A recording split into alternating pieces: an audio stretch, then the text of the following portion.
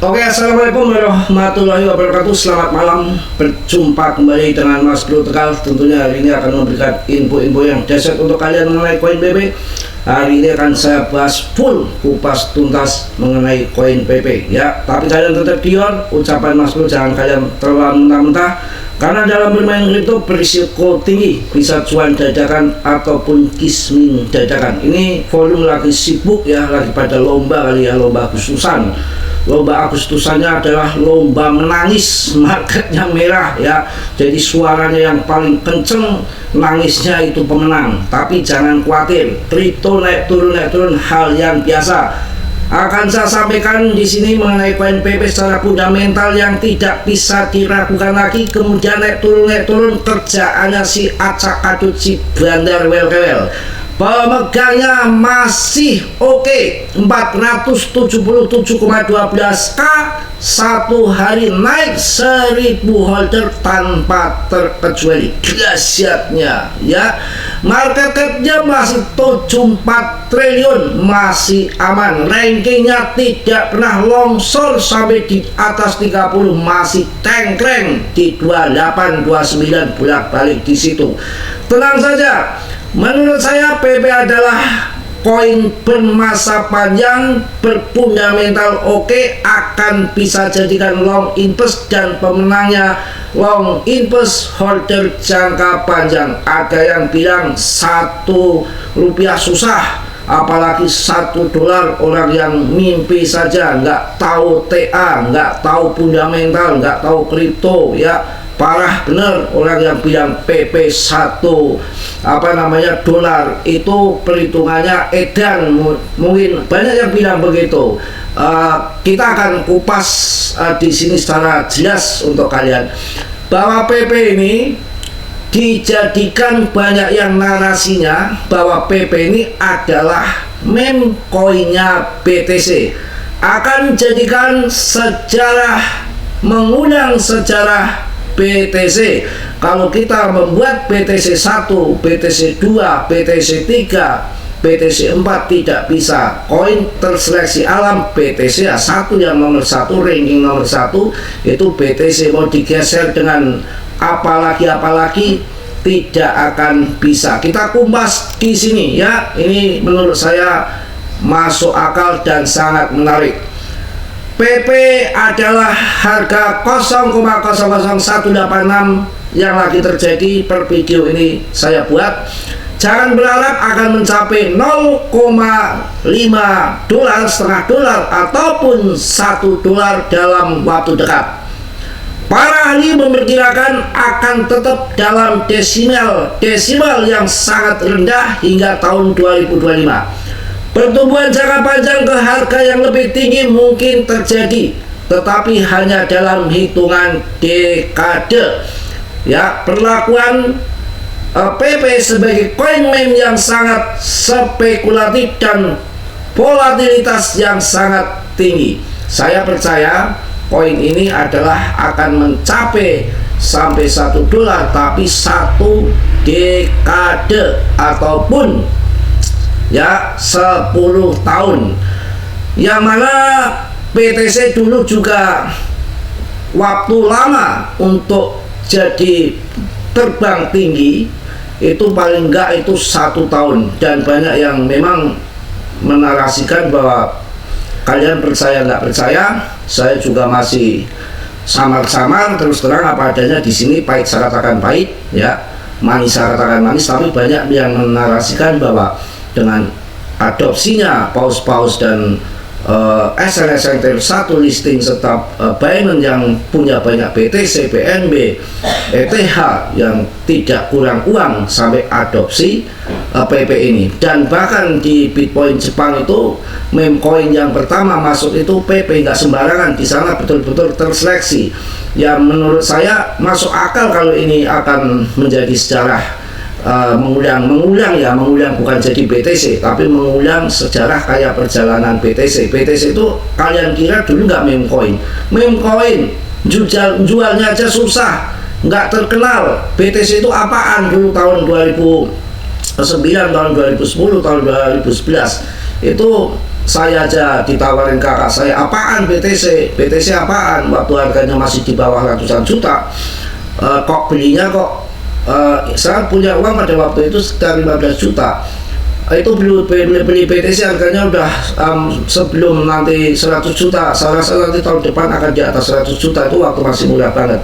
Mau saya aja uangnya 15 juta bang, masa suruh beli koin yang harganya hampir ratusan juta? Bukan gitu, ini bisa beli setengah atau secuil. Oh kok bisa gitu, apaan? Ternyata digital. Saya sendiri belum paham pada waktu itu.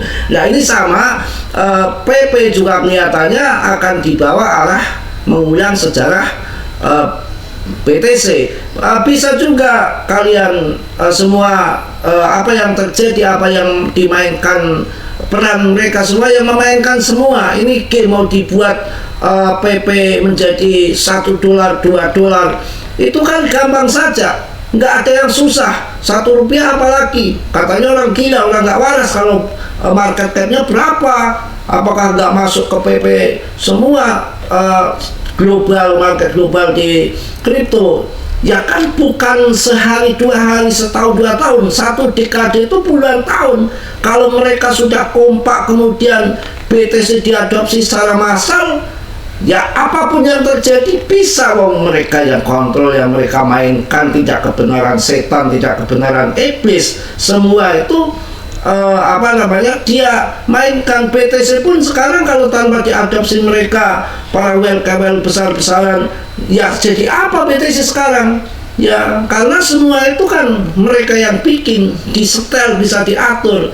Nah, sekarang adanya ETF support yang bikin setan, iblis, siluman tuh ETF support supaya harganya menjadi melambung dengan dikasih iming-iming aman, karena sudah nggak akan dihack, sudah nggak ada bakalan eseng bangkrut, sudah ditransfer, di ETF kan, dijamin pemerintah setempat masing-masing dengan adanya ETF BTC itu.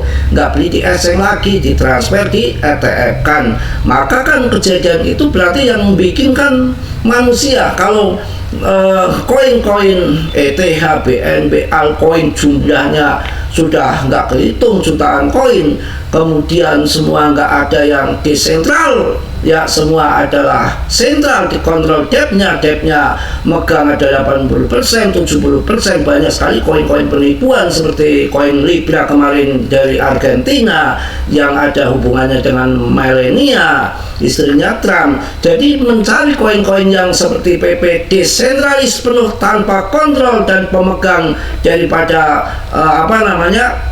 pemegangnya naik terus, dan juga depnya sudah melepaskan semua koin PP jadi koin desentralis. Mau naik, mau ngungsep, mau nyusruk, urusan supply dan demand. Yang dulu 44% dimiliki Paus dan retail lebih besar daripada pemilikan Paus, sekarang Paus mengejar PP 72%, pasokan sudah dikuasai Paus. Wajar kalau di pump and dump, memang kerjaan smart money begitu untuk mendelongsorkan barang, membuat retail panik pada bubar, pada kalang kabut terkecil-kecil lari. Di saat itu smart money bekerja, tugasnya serok di harga dasar. Itu kalian harus pahami. Kalau dalam hitungan jangka pendek $1 pun susah ya, kita hitungnya long berjangka panjang ya, kita untuk $1 ya masih bisa terjadi.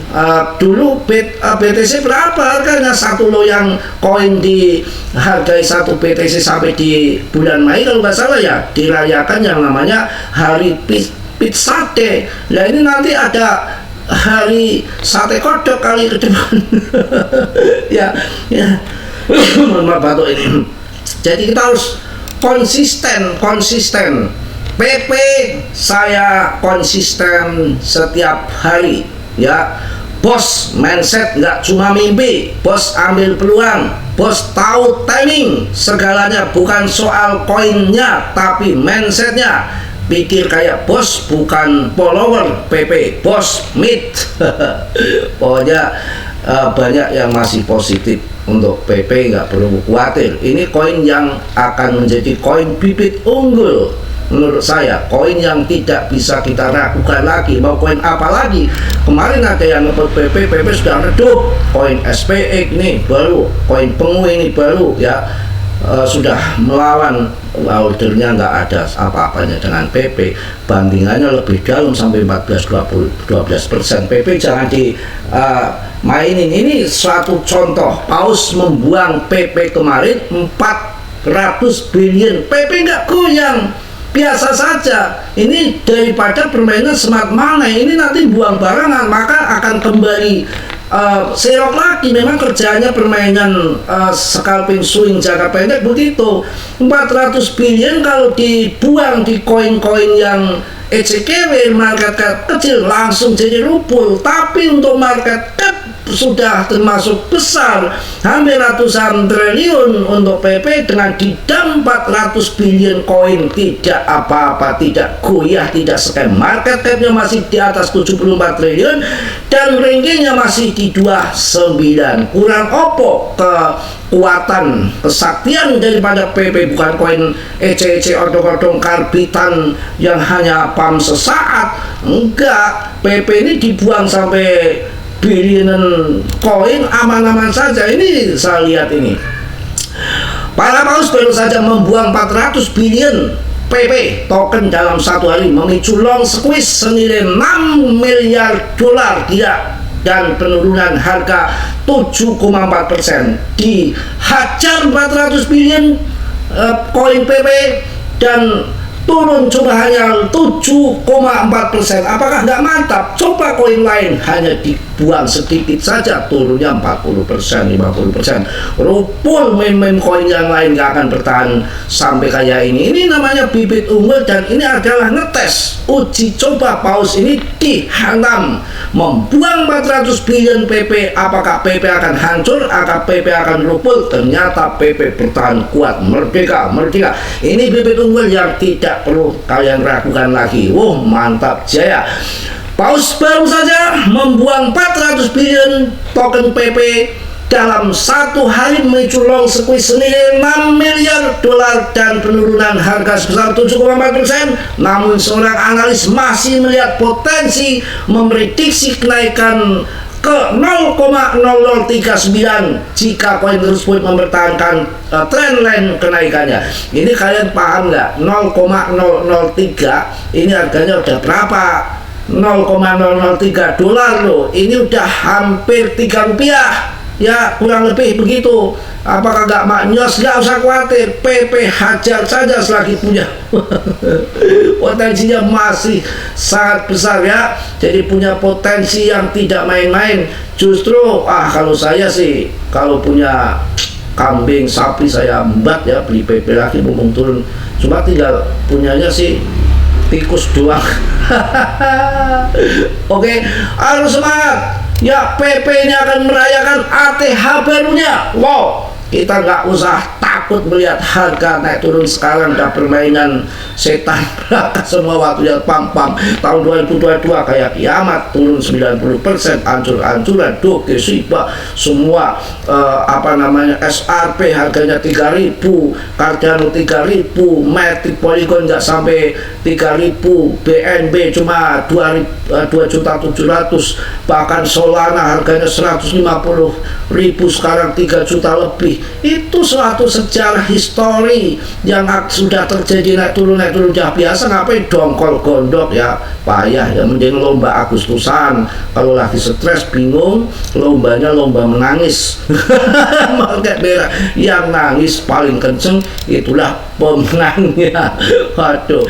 Oke, lanjut. PP beli saat harga turun. Kalau bisa teman-teman, daripada jual saat rugi, PP akan lonjak lebih tinggi dari sebelumnya. Cukup tahan dan mari kita rayakan ATH baru bersama PP dengan segera.